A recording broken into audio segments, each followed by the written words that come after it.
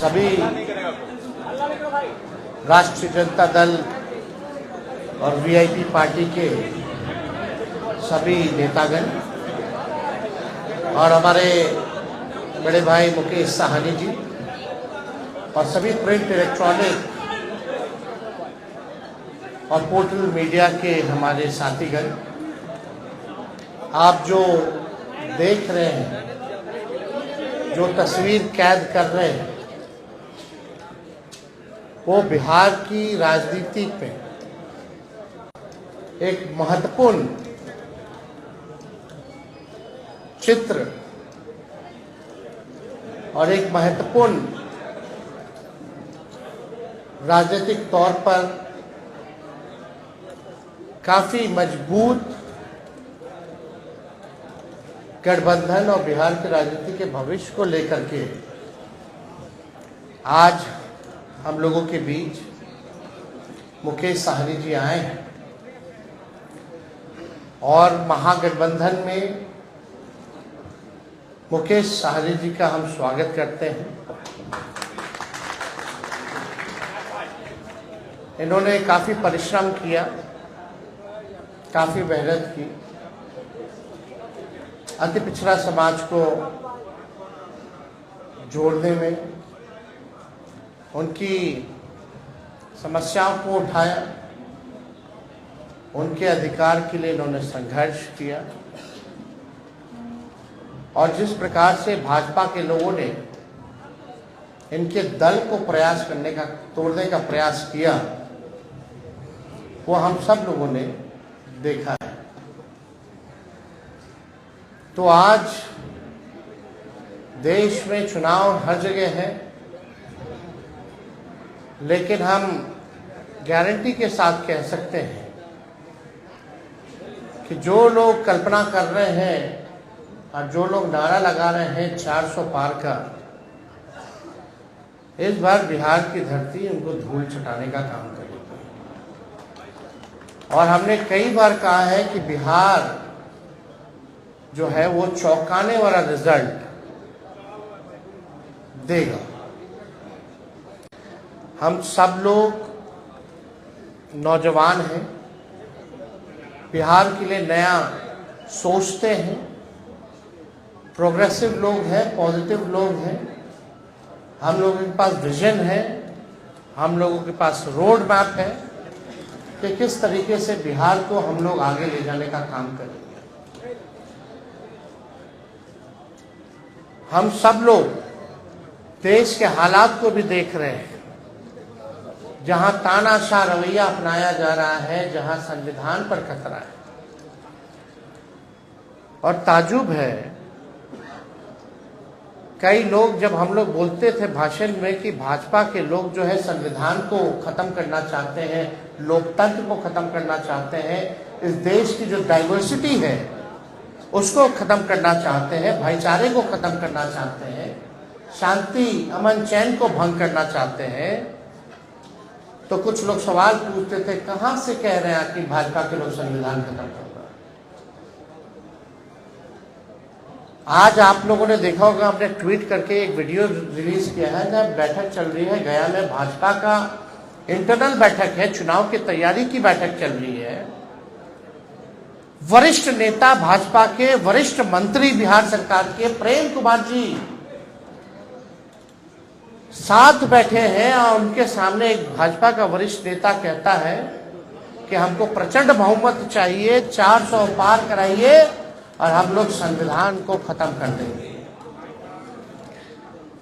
हम लोग ये बताना चाहते हैं कि किसी माई के लाल में दम नहीं जो हमारे देश का संविधान को बदल सके, लोकतंत्र को छीन सके, और जो असली चेहरा जो बीजेपी का है वो सबके सामने वो उजागर हो चुका है।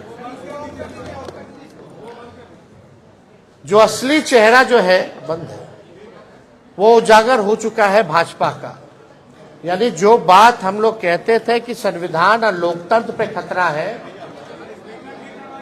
आज भाजपा के लोग ही जो है भाषण कर रहे हैं, खुल करके बोल रहे हैं कि संविधान को खत्म करना है।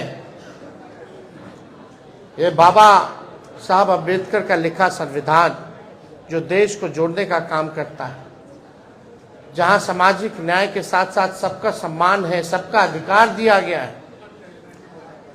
और जब संविधान खत्म हो जाएगा तो लोकतंत्र खत्म होगा, तो लोकतंत्र खत्म होगा तो वोटिंग खत्म हो जाएगी। जो आप वोट करना चाहते हैं, अब आज चुनते हैं सरकार को, इनका असली एजेंडा है कि उस हिसाब से खत्म हो जाए और एक तानाशाही पूरे देश में जो है वो लागू हो जाए।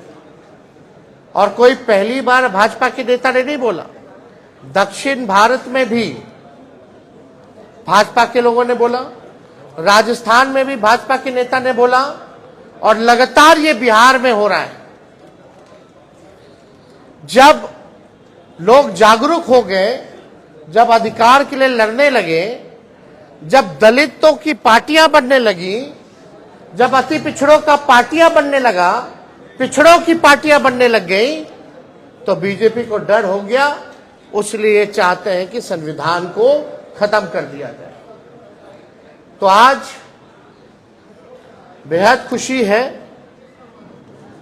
कि मुकेश साहनी जी ने आज महागठबंधन जो है उसमें शामिल हुए हैं, और हम सब लोग, पूरा राष्ट्रीय जनता दल परिवार, सभी हमारे महागठबंधन के सभी साथी, इनका हम लोग स्वागत करते हैं। और आप लोग सब लोग जान रहे हैं कि आज शामिल हो रहे हैं ये, लेकिन इससे पहले महागठबंधन में हम लोगों ने सीटों का ऐलान कर दिया है। सीटें बता दी गई हैं, कौन सा सीट कांग्रेस के खाते में गया और कौन सी सीटें जो है लेफ्ट पार्टियों के खाते में गई, और कौन कौन लोग कितने कितने सीटों पर लड़ेगा। तो आज मुकेश साहनी जी ने एक महत्वपूर्ण निर्णय लिया है बिहार के हित के लिए, संविधान और लोकतंत्र आरक्षण को बचाने के लिए। तो हम लोग इनका स्वागत करते हैं, और साथ ही साथ हमारी भी जिम्मेवारी बनती है कि इनको साथ लेकर के हम चलने का काम करें और इनको भी सम्मान दें। तो उसी तर्ज पर, जैसा आप लोगों के जानकारी में है, जैसा महागठबंधन ने ऐलान किया था इसी जगह पे कि 26 सीटें जो हैं राष्ट्रीय जनता दल चुनाव लड़ेगी। तो हम राष्ट्रीय जनता दल अपने कोटे में से उस 26 सीटों में से हम 3 सीट जो है मुकेश साहनी जी को, हमारे पार्टी का निर्णय हुआ है, पार्टी का निर्णय हुआ कि 3 सीटें जो हैं वो मुकेश साहनी जी को दी जाए। राष्ट्रीय अध्यक्ष जी का भी निर्णय है, और वो 3 सीटें, पहला गोपालगंज है, दूसरा झंझारपुर है, और तीसरा जो है मोतिहारी सीट जो है। ये फैसला हुआ है कि ये 3 सीटों पर मुकेश साहनी जी की पार्टी चुनाव लड़े। भले ही अलग पार्टी हो, लेकिन हम सब लोग मिलकर के साथ चुनाव लड़ रहे हैं। यानी चाहे इनके सिंबल पे जो कैंडिडेट हो, हमारी वो लड़ाई है, चाहे लालटेन पे कोई लड़ रहा हो, ये इनकी लड़ाई है। और ये एक मजबूत गठबंधन आगे बिहार के भविष्य को देखते हुए केवल लोकसभा ही चुनाव नहीं, बल्कि आने वाला जो विधानसभा चुनाव होगा, क्योंकि समय तो ज्यादा नहीं रह गया है, और आप लोग सब लोग जान रहे हैं कि नीतीश जी का तो जब मन है कभी भी करा ले, कभी भी हो सकता है। तो हमारा जो गठबंधन केवल लोकसभा के साथ साथ हमारा गठबंधन बिहार के विधानसभा के लिए भी है। और हम लोग मजबूती के साथ बिहार विधानसभा का भी चुनाव लड़ेंगे। और समय भी जो सम्मान की बात लगातार मुकेश सहनी जी करते रहे हैं, तो जिस प्रकार से राष्ट्रीय जनता दल ने, महागठबंधन ने इनका सम्मान दिया है लोकसभा के चुनाव में, विधानसभा के चुनाव में भी हम लोग इनको सम्मान देने का काम करेंगे। और ज्यादा कुछ हम नहीं कहेंगे। अब हम चाहेंगे कि मुकेश सहनी जी जो हैं आप लोगों के समक्ष अपनी बातों को रखेंगे, और ये जब बात रख लें तो जो आप लोगों का सवाल होगा शांति पूर्वक आप लोग पूछ सकते हैं।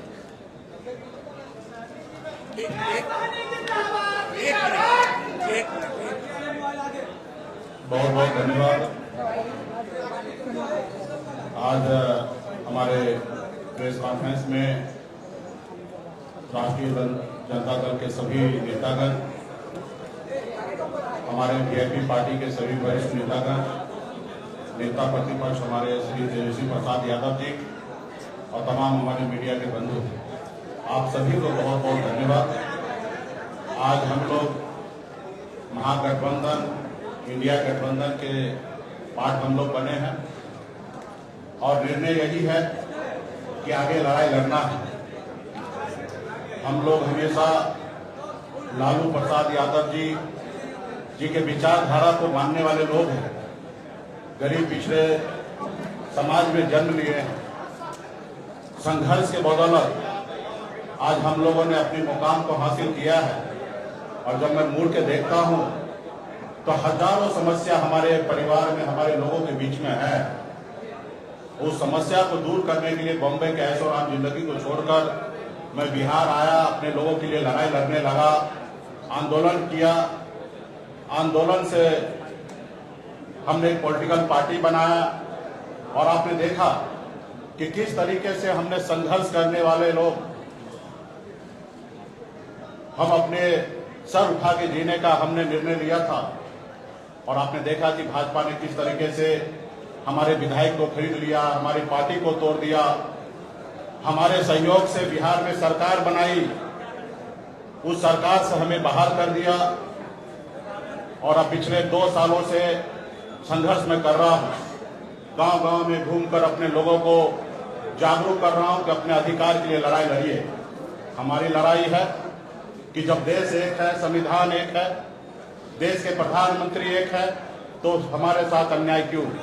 जब बंगाल में निषाद समाज के सभी उपजाति, चाहे बिंद हो, बेलदार हो, नुनिया हो, मलाह हो, चाहे हो तियर हो, बनपर हो, गोरी हो, तमाम निषाद के सभी उपजाति को आरक्षण एससी का मिल रहा है। आप दिल्ली चले जाइए, वहां पे निषाद समाज के सभी उपजाति को आरक्षण मिल रहा है और बिहार या उत्तर प्रदेश, झारखंड में नहीं मिल रहा है। कई बार भारतीय जनता पार्टी के शीर्ष नेतृत्व ने कई बार उन्होंने वादा किया कि हमारी सरकार बनेगी, हमारे साथ दीजिए, हम आपको आरक्षण देंगे।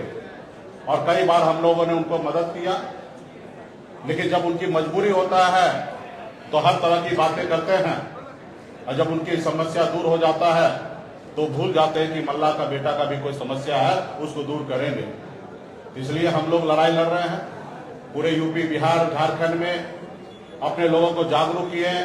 हर लोगों ने हाथ में गंगा जल लेकर संकल्प लिया कि हम अपने आने वाला पीढ़ी के लिए, अपने बच्चे के भविष्य के लिए संघर्ष करेंगे। जैसे हमारे पूर्वज ने कभी इस देश को आजादी दिलाने के लिए संघर्ष किया, उसी तरीके से संघर्ष करेंगे।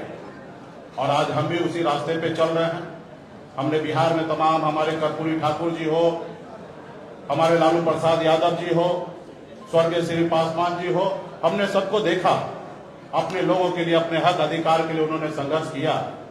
और मैं भी वही रास्ते पे चलने के लिए आज हम इंडिया गठबंधन में आए हैं।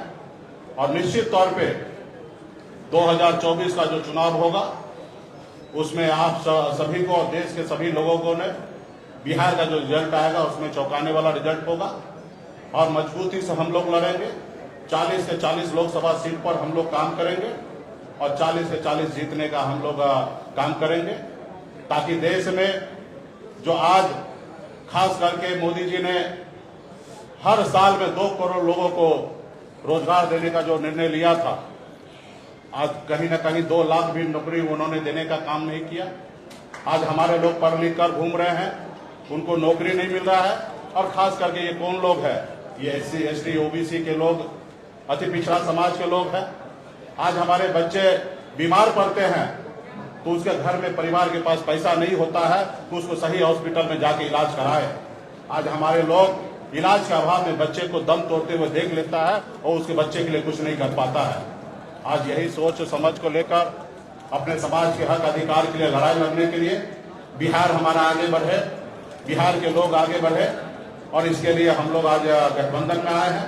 और निश्चित तौर पे 2000 अगला जो चुनाव होगा, चुनाव कब होगा ये तो नहीं पता, अगर समय से हुआ तो 2025 में होगा, लेकिन मुझे लगता है कि 2024 चुनाव खत्म होते हुए ही बिहार में सरकार में परिवर्तन होगा और हम लोग उसके लिए भी तैयार हैं और अगली सरकार हम लोग बनाएंगे। इसलिए साथियों, मजबूती से हम लोग हक अधिकार के लिए लड़ाई लड़ रहे हैं। इंडिया गठबंधन, महागठबंधन के परिवार को मैं धन्यवाद देता हूं कि आपने इससे पहले भी जब हमने पार्टी बनाया तभी भी आपने हमें साथ दिया।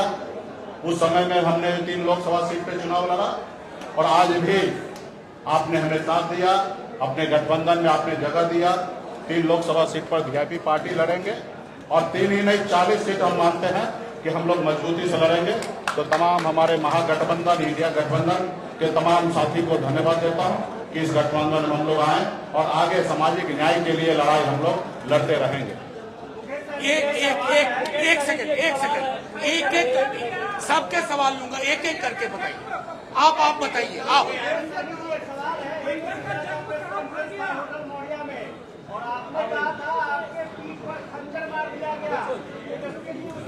हमें पूरा उम्मीद था कि ये सवाल जरूर आप करेंगे। देखिए, 2 भाई में आपस में नोक-झोंक होता है और हम लोगों को उस समय में जो हुआ वो मेरे लिए भी अच्छा नहीं था, ना ही हमारे छोटे भाई तेजस्वी जी के लिए भी अच्छा था, और उससे हमें भी नुकसान हुआ और महागठबंधन का भी नुकसान हुआ था। खैर, वो बात हो चुका है, बीत गया है। उस समय में तो सिर्फ हमारा नंबर नहीं घोषणा हुआ, इसके लिए हमने थोड़ा सा कह सकते कि क्रोध प्रकट हमने कर दिया था। लेकिन आप कल्पना कीजिए, जिन्होंने हमारे सीने में खंजर भोंका, जिन्होंने हमारे विधायक को ले लिया, हमें सरकार से बाहर कर दिया, जो सरकार हमने बनाया था, वो अब जरूरी है कि उसको जवाब देने का, उनसे बदला लेने का। और आने वाला समय में जब 2 भाई है, घर है, परिवार है, तो छोटा मोटा नोक-झोंक हुआ, उसको हम लोग अभी आने वाले समय में उसको दूर करेंगे। एक ऐसे कोई सवाल नहीं होगा ना भूपेंद्र जी? भूपेंद्र जी, भूपेंद्र जी, नहीं होगा तेजस्वी यादव से, अब एक साथ आप रहेंगे? निश्चित तौर पे एक साथ रहेंगे। हम वो नीतीश जी के जैसे नहीं कहेंगे कि मिट्टी में मिल जाएंगे और फिर कहीं नहीं जाएंगे। हम साथ हैं, हमेशा साथ रहेंगे और आगे वो समय आएगा, आप लोगों को जानकारी दे दिया जाएगा। पार्टी फोरम पे इस पर चर्चा होगा, कौन सा सीट पर किसको लड़ाना है, कौन पार्टी के पदाधिकारी लड़ेंगे। और हम लोग पिछड़ा समाज के लोग हैं, निश्चित तौर पे हम लोग चुनाव मैदान में हम 40 से 40 सीट जीतने के लिए आए हैं और मजबूती से हम लोग लड़ाई लड़ेंगे। अति पिछड़ों को सम्मानजनक सीट देंगे। लाई आराम से। निश्चित तौर पे हम वही काम पे रहे। हमने पिछले बार भी आपने देखा होगा, हमने कहा एक सीट लेकर जहर खा लेंगे लेकिन उस गठबंधन में नहीं जाएंगे। हमने निर्णय लिया था, आरक्षण नहीं तो गठबंधन नहीं, गठबंधन नहीं तो वोट नहीं। और वही निर्णय पर, क्योंकि आरक्षण तो केंद्र के सरकार को ही देना था, 10 साल से वही सरकार में है और निश्चित तौर पे हम अपने वादे पे कायम है। और हमारा समाज भी जो हाथ में गंदा जल लेके कसम खाए हैं कि आरक्षण नहीं तो गठबंधन नहीं, उसी पे हम लोग अड़िग रहेंगे और निश्चित तौर पे भाजपा को बिहार से 40 से 40 सीट हम लोग हराने का काम करेंगे। और निश्चित तौर पे जो हमारा आरक्षण की लड़ाई है, निश्चित तौर पे हम राहुल गांधी जी को नेतृत्व में देश में सरकार बनाएंगे, हम अपनी सरकार बनाएंगे और निश्चित तौर पे उसमें जब हमारी सरकार होगा तो निश्चित तौर पे निषाद समाज का आरक्षण लागू होगा। एक मिनट एक इधर, ये सारे सवाल एक तरफ सुनिए ना, इधर इधर लेने दीजिए। हाँ तेजस्वी जी, इधर इधर तो है ही है। तेजस्वी जी, मोदी जी कल जमुई में आए हुए थे, उन्होंने कहा कि अब लैट्रिन का जमाना नहीं है, एलईडी का जमाना आ गया है। एक बात उनको भी समझना चाहिए, लालटेन का काम क्या है? अंधेरे में उजाला करना है ना। और कई पार्टी के अलग अलग सिंबल हैं, तीर भी है, तो तीर क्यों रखे हो भाई? मिसाइल कर लो। अब फूल तो फूले बना रहे हैं लोगों को, जो फूल है वो तो सबको फूल बना रहा है, देश की जनता को, तो उसका क्या उपयोग है? तो एलईडी का जमाना है, इसका जमाना है, लेकिन जरा मोदी जी अपने बगल में अपने साथी माननीय मुख्यमंत्री जी से पूछ लेते हैं कि दुनिया खत्म हो जाएगी, काहेला बोलते हैं? वो किस बात पे बोलते हैं? क्योंकि जमाना हाईटेक हो गया है, उसी बात पे ना मुख्यमंत्री जी कहते हैं फोन ऑन मत चालू करो, फोन पे रहता है सब लोग, अब थोड़ा दिन में दुनिया खत्म हो जाएगा। तो सबसे पहले जो उनके साथी हैं उनको ना समझाना चाहिए उनको। तो ये सब बेकार की बातें। असल बात क्या थी? कल जमुई में प्रधानमंत्री जी ने शुरुआत की, कल हमने ट्वीट किया परिवारवाद को लेकर के, लेकिन कल प्रधानमंत्री जी ने एक शब्द भी परिवारवाद के खिलाफ नहीं बोला। और पहला चरण में जहां भी चुनाव हो रहा है, एनडीए अलायंस ने सभी परिवार वालों को ही टिकट दिया है। तो प्रधानमंत्री जी कुछ भी कहते हैं, भाजपा का लोग, हम बोलते हैं ना कि गोबर देख करके बोलेगा कि लो खाओ हलवा है, समझे? तो प्रधानमंत्री जी की बात उन पे रही, लेकिन आपको अमित शाह जी से भी पूछना चाहिए। और हम पूछना चाहते हैं कि भैया अभी ये बता दीजिए जनता को कि प्रधानमंत्री जी वाला कौन कौन सा जुमला है, फिर बाद में मत बोलिएगा अरे चुनावी समय में तो जुमले बोले जाते हैं। लेकिन वो लोग जुमला बोलता है और हम लोग जो कहते हैं वो करके दिखाते हैं। हम लोग 17 महीने आए तो 5 लाख सरकारी नौकरी हम लोगों ने दिया। कल मुख्यमंत्री जी भी कह रहे थे, नौकरी का जिक्र कर रहे थे। बताओ, जो मुख्यमंत्री 2020 में कहता था कहां से पैसा लाएगा, असंभव है। आज उनको भी हम नौकरी की बात करवा रहे हैं कि नहीं करवा रहे? उनके हाथ से दिलवाए कि नहीं दिलवाए नियुक्ति पत्र? तो ये परिवर्तन है, यही फर्क भाजपा और महागठबंधन में है। हम लोग जो कहते हैं वो करते हैं। एक मिनट जेडीयू के 2 मंत्री समस्तीपुर सीट से, जेडीयू के 2 मंत्री परिवार के बेटे और बेटी चुनाव लड़ने के लिए वहां आते हैं। छोड़िए ना, अब उनका अपना निर्णय। हम भाई देखिए, अल्टीमेटली तो जनता ना मालिक है, किसी को टिकट देना नहीं देना वो अलग बात है। अल्टीमेटली जनता चुनाव जीत के भेजती है, जिता के भेजती है। चलिए।